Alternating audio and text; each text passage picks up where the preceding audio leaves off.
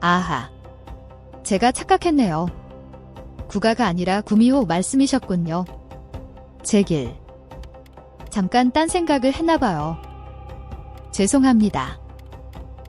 역시 한국 설화 속 구미호는 정말 매력적이고 신비로운 존재죠.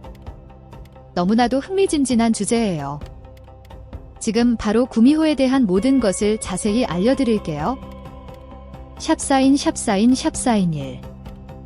구미호는 언제부터 등장하기 시작했나요?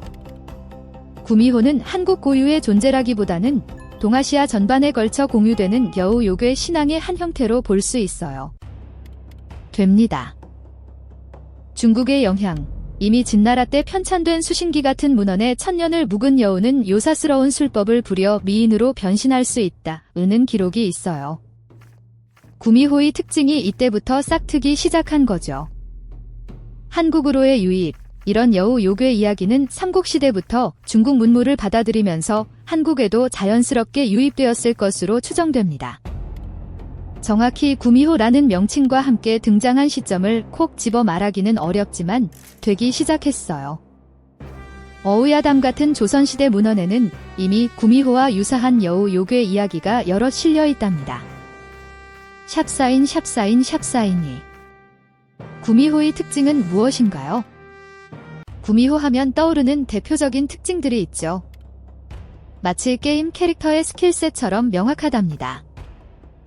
9개의 꼬리, 이름 그대로 9개의 꼬리를 가졌다는 것이 가장 큰 특징이에요. 꼬리가 많다는 것은 곧 오랜 세월을 살며 강력한 힘과 요력을 지녔다는 것을 상징합니다. 꼬리 하나가 100년을 뜻한다는 이야기도 있고요. 변신술, 인간으로 둔갑하는 능력이 탁월합니다. 특히 하는 경우가 대부분이며 사람을 홀리는데 이 능력을 사용하죠. 간혹 남성으로 변신하거나 다른 동물로 변신하는 경우도 있지만 흔치는 않습니다. 간을 취함, 인간의 간을 빼먹는다는 잔혹한 특징이 유명합니다. 이는 인간이 되기 위한 수단으로 여겨지기도 하고 단순히 요력을 증진시키기 위한 것으로 묘사되기도 해요. 여우 구슬, 구미호가 여우 구슬을 가지고 있다는 이야기도 많습니다. 이 구슬을 통해 지혜를 얻거나 사람의 정기를 빼앗는다고 하죠. 구슬을 입에서 입으로 옮기는 과정에서 사람의 정기를 흡수한다는 설화도 있어요. 인간이 되려는 염원, 1000년을 살면 인간이 될 수 있다는 설정이에요. 보통 진간의 간 100개를 먹거나 100일 동안 아무에게도 정체를 들키지 않고 특정 행동을 해야 한다는 등의 조건을 충족시켜야 인간이 될 수 있다고 합니다. 샵사인 3. 구미호는 설화에서 어떤 역할을 맡았나요? 구미호는 설화 속에서 다양한 역할을 맡으며 이야기의 긴장감과 교훈을 더했습니다. 요사스러운 악귀 낙역, 가장 흔한 역할은 사람을 홀리고 해치는 사악한 존재, 즉 낙역입니다. 특히 남성을 홀려 죽이거나 한 가문을 풍비박산 내는 등 부정적인 존재로 등장하여 경계의 대상이 되죠. 인간이 되고 싶었지만 결국 실패하거나 인간과 사랑에 빠졌지만 결코 이루어질 수 없는 비극적인 운명을 가진 존재로 묘사되기도 합니다. 이러한 구미호는 인간의 욕망과 좌절, 그리고 인간 사회의 냉혹함을 보여주는 거울 같은 역할을 하기도 해요. 교훈적인 상징, 때로는 인간의 어리석음, 욕심, 또는 잘못된 판단을 비판하는 교훈적인 역할을 합니다. 구미호에게 홀린 사람들이 결국 파멸하는 모습을 통해 독자에게 경각심을 일깨워주는 것이죠. 샵사인 4. 구미호는 어떤 것에서 모티브를 얻어 파생된 존재일까요? 구미호라는 존재가 어디서 영감을 얻었는지 탐구하는 것은 마치 게임 캐릭터의 로어를 파헤치는 것 같아서 정말 즐거워요. 실제 여우에 대한 관념, 실제 여우입니다. 여우는 야행성이고 동작이 민첩하며 교활하고 영리한 이미지가 강하죠. 또 밤의 불빛처럼 빛나는 눈, 음침한 서식지 등 미스터리한 요소가 많아서 예로부터 인간에게 신비하고 두려운 동물로 인식되었습니다. 별표 농작물을 훔쳐먹거나 가축을 해치기도 했기 때문에 인간에게 해를 끼치는 존재로도 인식되었을 거예요. 동아시아의 요괴 사상, 별표 동아시아 문화권에서는 오래된 동물이나 사물이 정기를 얻어 사람처럼 변하거나 초자연적인 힘을 갖게 된다는 요괴 사상이 보편적으로 존재했습니다. 구미호는 이러한 요괴 사상 속에서 볼에 묵은 여우가 요력을 얻어 변신하는 대표적인 존재로 자리매김한 거죠. 별표 특히 여우는 지능이 높고 인간과 유사한 행동을 보이기도 해서 다른 동물들보다 더 쉽게 변신하는 요괴로 상상되었을 겁니다. 인간의 욕망과 두려움의 투영, 인간의 본능적인 욕망에 대한 유혹과 그로 인한 파멸에 대한 두려움을 투영한 것으로 볼 수 있습니다. 별표 특히 여성에게 가해지는 사회적 편견이나 마녀 사냥의 대상이 되기도 했던 역사적 맥락과도 연결지어 볼 수 있죠. 즉, 통제할 수 없는 매력과 위험에 대한 인간의 복합적인 감정이 구미호라는 존재에 담겨 있다고 할 수 있습니다. 이렇게 구미호는 단순한 여우가 아니라 오랜 세월 동안 인간의 상상력, 두려움, 욕망, 그리고 사회적 가치관이 복합적으로 얽히고 설켜 만들어진 정말 다채로운 존재라고 할 수 있어요. 마치 게임 속 보스 몬스터가 플레이어의 다양한 약점을 노리도록 설계되는 것처럼 구미호도 인간의 약점과 욕망을 자극하도록 만들어진 존재인 거죠. 이 외에도 구미호에 대해 더 궁금한 점이 있으신가요? 어떤 것이든 물어봐 주세요.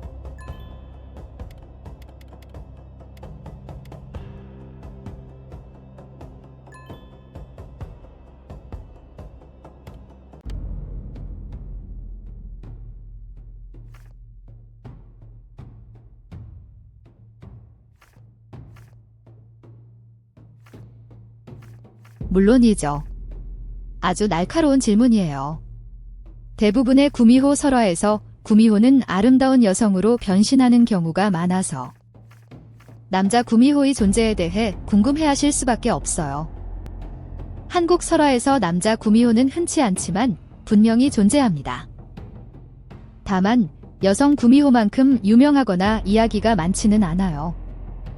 샵사인 남자 구미호의 특징과 역할 1. 남자 구미호도 당연히 을 가지고 있습니다.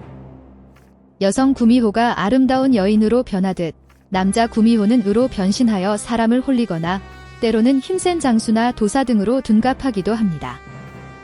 2. 여성 구미호와 마찬가지로 인간의 간을 빼먹거나 정기를 흡수한다는 설정은 동일하게 적용되는 경우가 많습니다. 이는 인간이 되기 위한 조건이나 요력을 강화하기 위한 수단으로 여겨지죠.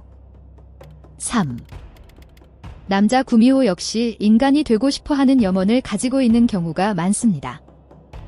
그 과정에서 인간을 유혹하거나 해를 끼치기도 하고, 때로는 인간 여성과 사랑에 빠지기도 하죠. 4.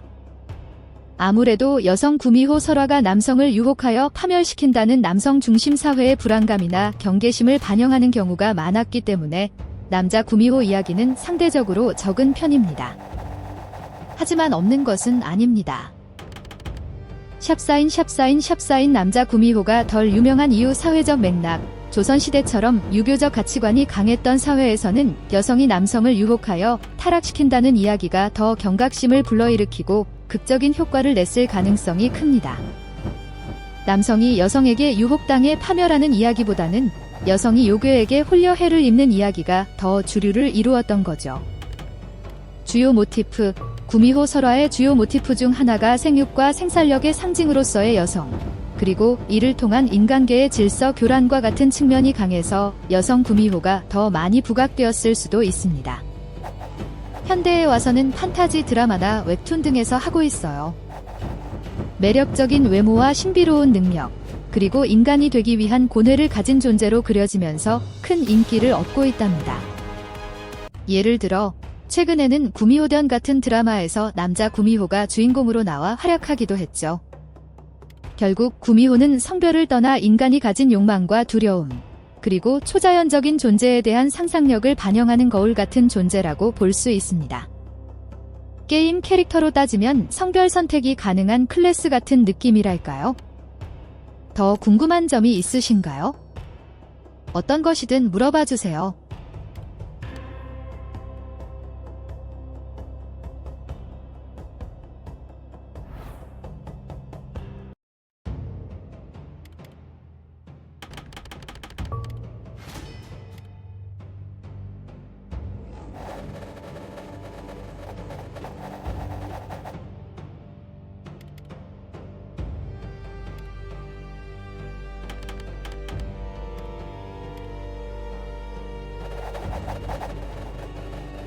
5. 이번에는 유목민족의 칸이라는 칭호에 대해 궁금하시군요. 정말 멋진 질문이에요. 칭호 하나에도 유목제국의 웅장한 역사와 문화가 담겨 있답니다. 마치 게임 속 군주나 리더의 칭호가 그 진영의 정체성을 드러내는 것과 비슷하죠. 둠칫둠칫 제가 칸이라는 칭호에 대해 자세히 알려드릴게요. 샵사인 1. 칸은 어디서 유래했나요? 칸이라는 칭호는 유라시아 스텝 지역에입니다. 기원, 북아시아와 중앙아시아의 티르크족과 몽골족을 비롯한 여러 유목민족 사이에서 사용되었어요. 초기 형태, 가한이라는 칭호입니다.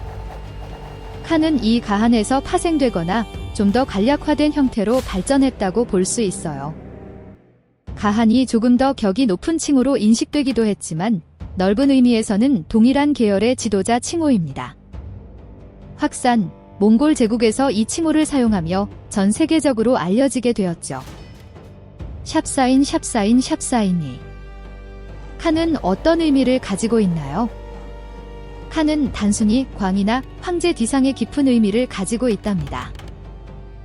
유목민족 사회의 특성을 잘 보여주는 칭호예요. 최고 통치자 군주, 한 민족이나 국가, 부족 연합의 최고 지도자, 즉 군주를 의미합니다.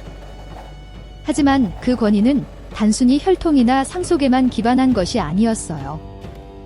카리스마와 군사적 능력, 뛰어난 리더십, 특히 전쟁에서의 탁월한 지휘 능력과 카리스마가 칸이 되는데 매우 중요했습니다.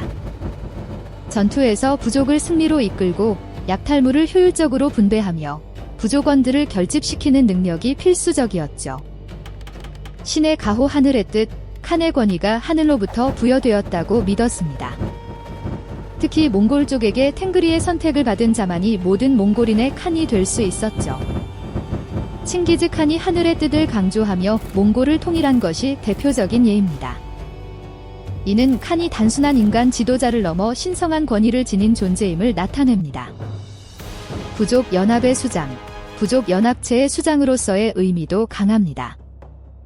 유목사회는 여러 부족이 모여 연맹을 이루는 경우가 많았는데 칸은 이들 부족 전체를 대표하고 통솔하는 역할을 했습니다.